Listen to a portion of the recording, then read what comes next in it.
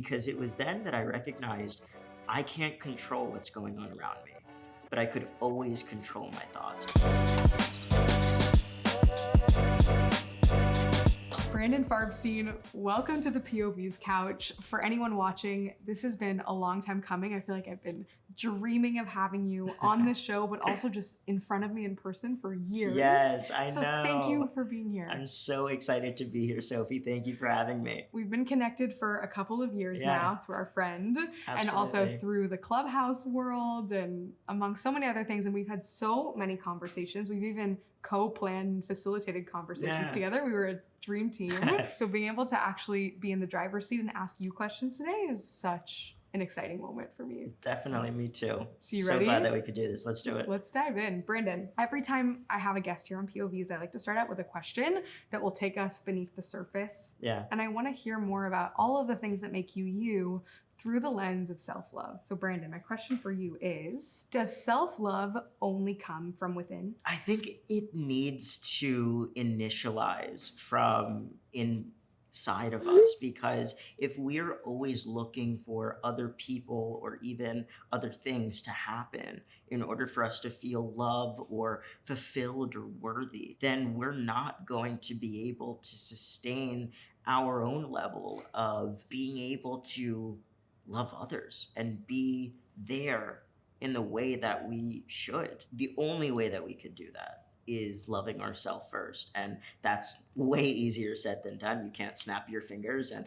all of a sudden, ooh, I love myself. But at the same time, when you could understand it's a process, it's always evolving, and we always have to be willing to learn. The reason I ask you this is because you are an expert, in my opinion, when it comes to self-love. In my own life, I thought that self-love was only found through validation and love from others. A lot of us get caught up with that nowadays in technology and the way that we're constantly taking in everyone's opinions of ourselves. Absolutely. So where did your journey with self-love start? I think it started with the fact that I had none when I was a kid. I resented every aspect of being me and just being in this body that was so different from those around me. For those that don't know, I was born with a rare form of dwarfism called metatropic dysplasia, and so rare that there are only 84 cases of my condition reported ever in medical history. My bone growth has been stunted. My joints kind of grow in a unique way.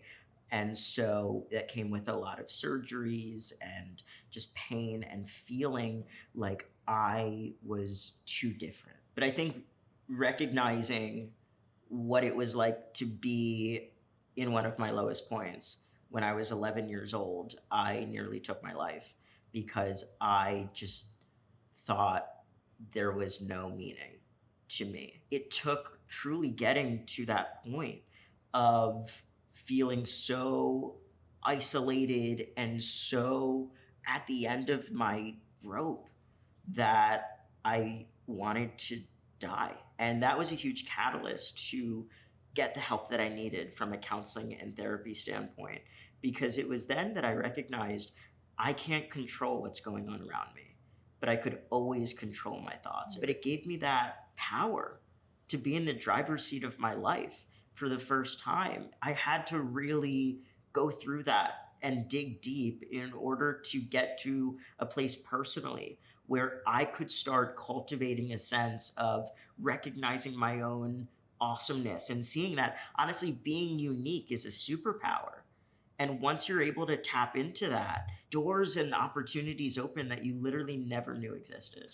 And I think my story is a great example of just that. Even though you share that in your writing and in your speaking, the fact that you have owned your story and taken control, I think is so powerful. So thank you for sharing that. While you were talking, it took me back. I had this flashback to the first time that I talked to you. And I don't think I even realized this, but I remember exactly where I was. I was pacing around my apartment. We were on a phone call together. And I remember you sharing your story with me. And I very vividly remember tearing up in my apartment. And I remember when we were talking, you told me a lot about the bullying you experienced. What were some of those moments that you felt you couldn't broach or get over that led you to that point? It's interesting because looking back at that first moment that I just described when I was 11, I hadn't really experienced that much bullying at that point in my life. And it was more just feeling excluded. That was just a period where I had to, again, go through it myself in order to almost see what was inside of me, the resilience and the strength and the bravery and all of those things. But it came because of the pain. And that was a direct correlation. I think I had two moments where, not just when I was 11, but also in the absolute thick of cyberbullying in high school, when it was excruciating. I started receiving a new threat or someone saying, go kill yourself, almost on a weekly basis. Whether it was an Instagram account created for the sole purpose of degrading and harassing me, saying this midget is the ugliest thing I've ever seen, he should have been gassed in the Holocaust, taking my TED Talk and things that I was posting on Instagram and when I was featured in the press, the good that I was doing in the world, they were taking that and just distorting it to a point where that was the image of myself. And that's scary as absolutely anything looking back, because like that was my truth. How did you pull yourself out of that? I know you mentioned that you sought out help. Yeah. What do you remember what that first conversation looked like? How did you find the courage to actually do something instead of taking an action that you couldn't reverse? So quite frankly, it was in the moment of me being, I would say, seconds away from taking my own life that my mom was the one that came in my room and stopped me from putting a belt around my neck.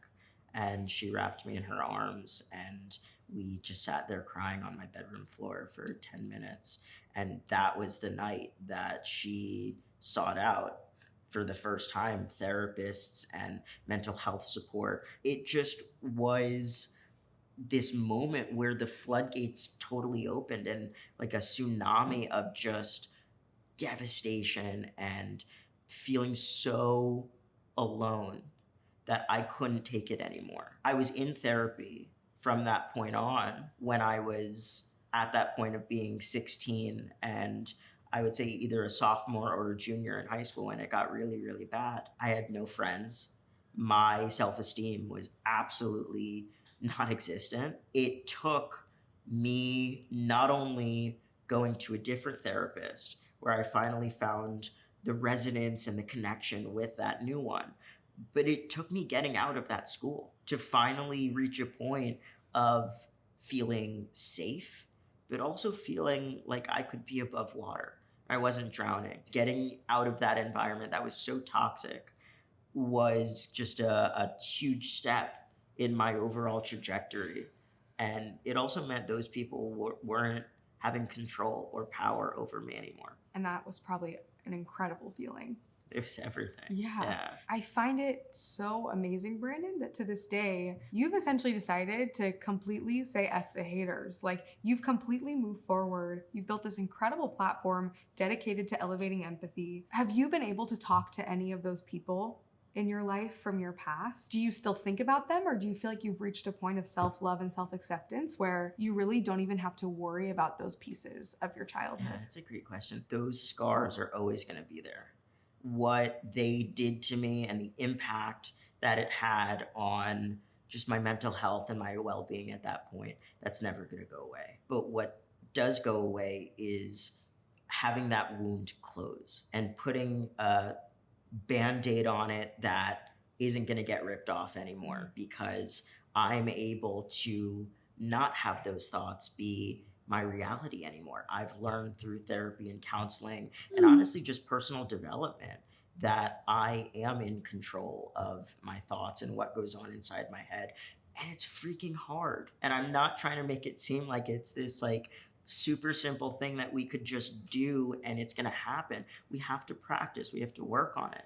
And I think that is honestly why I've been able to take my story and turn it into a source of personal power that not only has been a huge catalyst for my own growth, but I've been able to show other people, listen, you don't need to be confined or defined by what happens to you or the condition that you are in, the background, the lifestyle, like any of those things. We set the definition of who we are. And I think, again, when we realize that, it just puts us on a totally different level of life. Absolutely. Thank you for reaffirming to me and so many that that doesn't happen overnight. You know, growth and self-love and self-acceptance isn't this thing that we can find the magic cure for and learn in a book and fix everything all at once. I want to carry this theme of self-love and self-acceptance through some other moments in your life because you're a multifaceted person with so many amazing parts of your identity. Have there been other parts in your journey or at this moment in your life where you have struggled with self-love and self-acceptance, maybe around a different aspect of your identity? In my opinion, you're never going to reach a point of being totally there. For me, it is still something that I work on. And I think the most recent example is the fact that I recently came out as queer on my 22nd birthday. You know, reaching a point, I think first and foremost, of genuine acceptance of who you are and being at a place of feeling proud.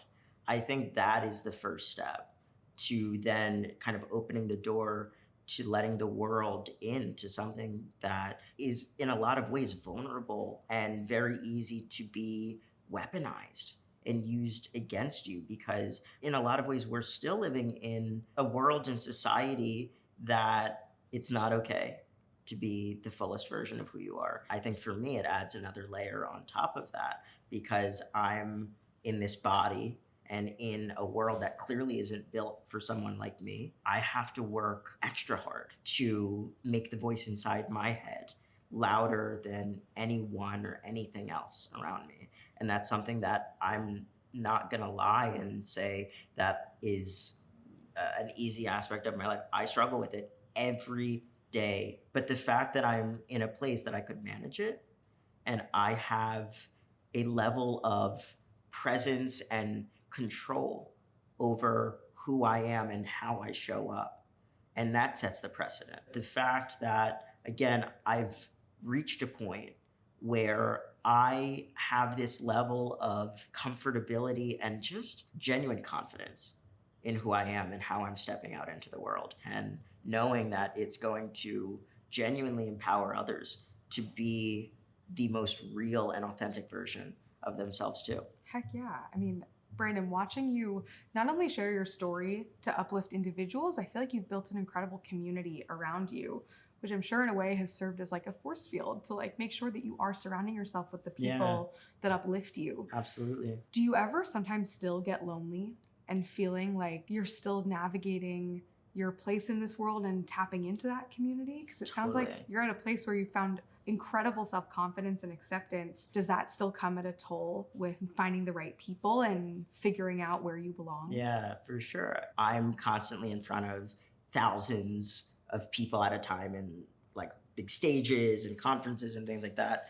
And then I go back home to my apartment and I'm totally alone. I don't really have a lot of friends, and that is really tough because yes, you could have as many people as you want to DM or notifications on your social media, or honestly just people even calling you, but it's not the same as having a face-to-face human connection with someone else.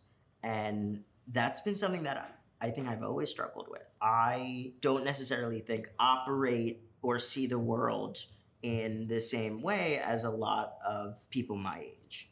And while I think that's awesome because it has allowed me to do all of the things that I've done, it also means that I don't necessarily relate to peers as easily. Finding your community, your A-team, I think is so incredibly important, but it doesn't have to be in the same like model or the same path as what someone else does. We can do what works for us. Absolutely. And I've been for sure following that. And that's what I think Gen Z is so notorious for.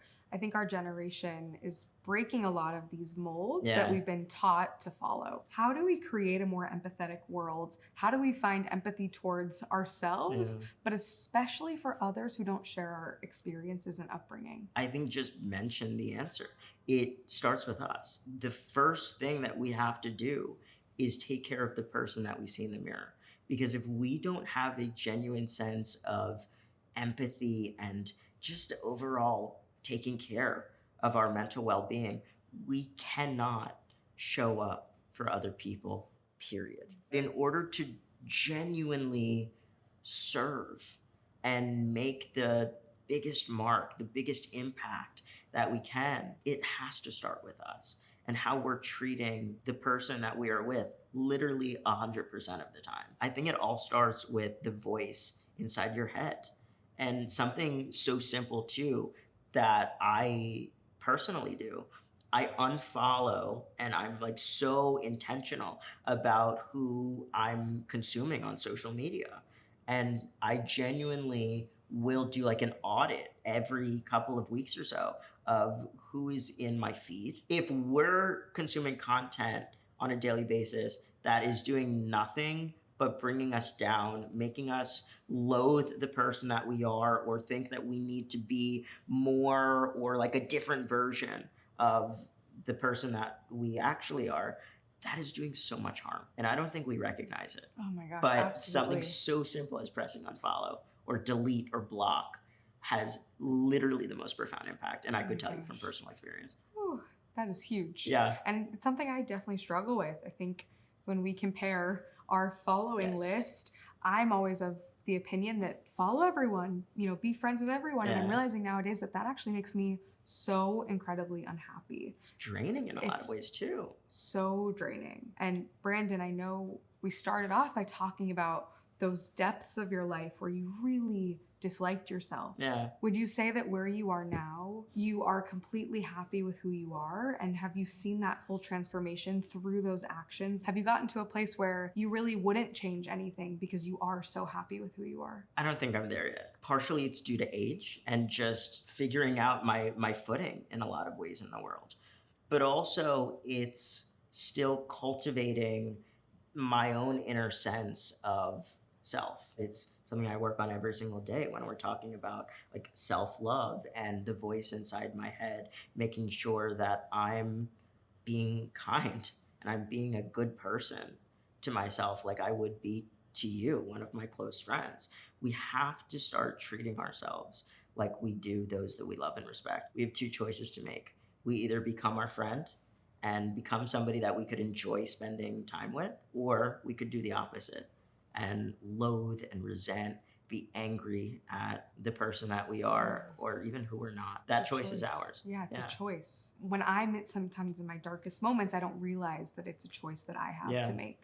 So thank you for reminding me that we all have agency to do that. Our show is really about bringing people closer to your point of view, because I believe that the more access we can have to someone's experience and story outside of our own, the more we cultivate empathy, and that empathy leads to changing the world around us. What would you want someone to know who's listening, who maybe doesn't quite understand your point of view on the world, or hasn't quite found that self-acceptance within themselves? The biggest thing that I would want to leave that person with is truly recognizing that difference equals a superpower. Like uniqueness is a superpower, but just, we don't need to be necessarily unique, but we do need to be different. We were put here to be us.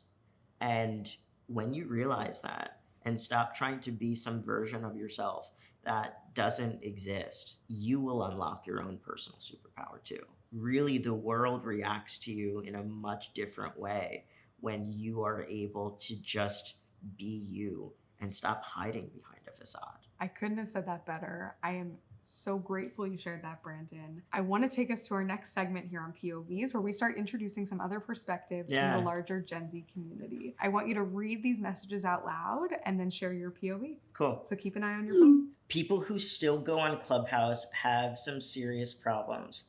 Get a real life with real friends. That feels personal, especially from like Clubhouse's two biggest fans.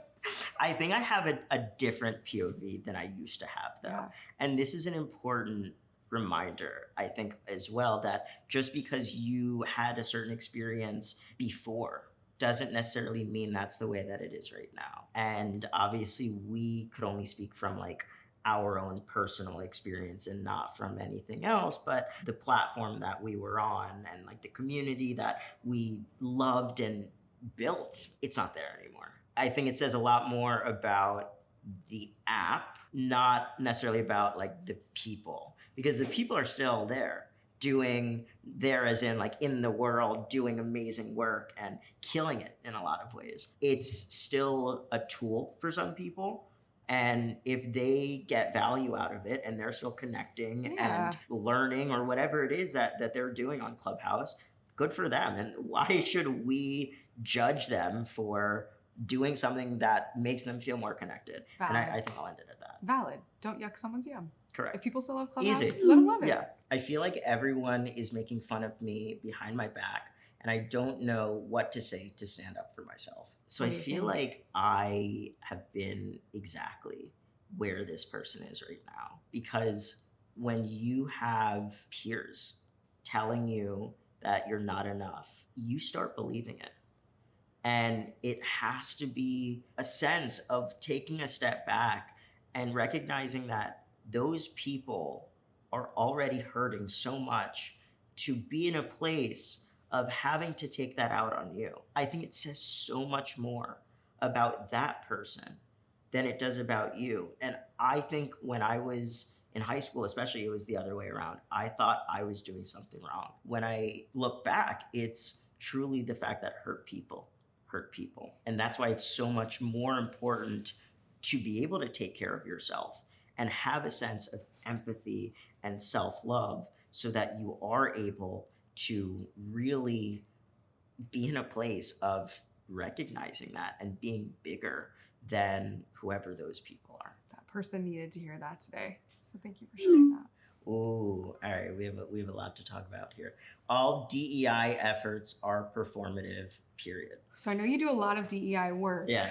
What are And so your for thoughts? those that don't know, DEI is diversity, equity, and inclusion. While we're kind of talking about this, it's not like a monolith. There's no one way of doing things or whatever. So I think that's just important context.